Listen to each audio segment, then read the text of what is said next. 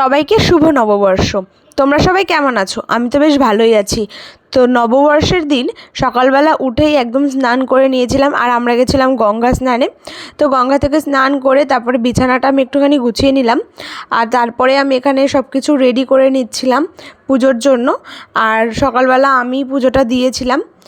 তো যা যা থাকে আর কি, আর আরেক জায়গায় যাব, তো তার জন্য অনেক প্রিপারেশন ছিল আগে থেকে। তো সেগুলোই গোছগাছ করে নিচ্ছিলাম যে কী কী নেব আর কী কী নেব না। আর তোমরা পয়লা বৈশাখের দিনটা কেমন করে কাটালে অবশ্যই কমেন্ট করে জানাতে পারো। আমার তো বেশ ভালো করে কাটিয়েছি। আর এতটাই মানে একদিনে আমি এত কিছুই করেছি যে একটা ব্লগে তোমাদের সাথে শেয়ার করতে পারবো না। তো সেটা পার্ট পার্ট করে আমাকে শেয়ার করতে হবে। তো এখানে সব কিছু গোছগাছ করার পর আমি এখানে পুজো দিয়ে নিচ্ছিলাম। পুজো দেওয়ার পর আমি এখানে রেডি হয়ে নিয়েছিলাম, আর আমার কেন জানি না খুব ইচ্ছে করছিলো যে শাড়ি পরবো।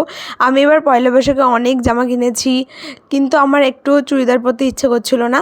তাই এটা একদম নতুন শাড়ি মা কিনেছে কিন্তু পরেনি। তো আমি এটা পরেই একদম রেডি হয়ে নিচ্ছিলাম খুব সুন্দর করে। কে যেন হট করে মনে হলো একটু সাজি।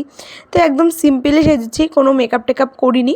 তো সেজে গুজে আমি রেডি হয়ে নিচ্ছি, আর চুড়িও পরে নিচ্ছিলাম। আর আমাকে কেমন লাগছে তোমরা কিন্তু অবশ্যই কমেন্ট করে জানাবে। তো একদম নর্মালি সেজেছি।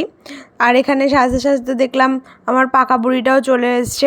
তো ও যাবে আমাদের সাথে। তো আমরা সবাই মিলে কোথায় যাচ্ছি সেটা কিন্তু দেখতে হলে নেক্সট পার্টের জন্য অপেক্ষা করতে হবে। তো আজকের ব্লগটা এখানটাই এন্ড করছি। দেখা হচ্ছে নেক্সট ভিডিওতে। আজকের মতো বাই।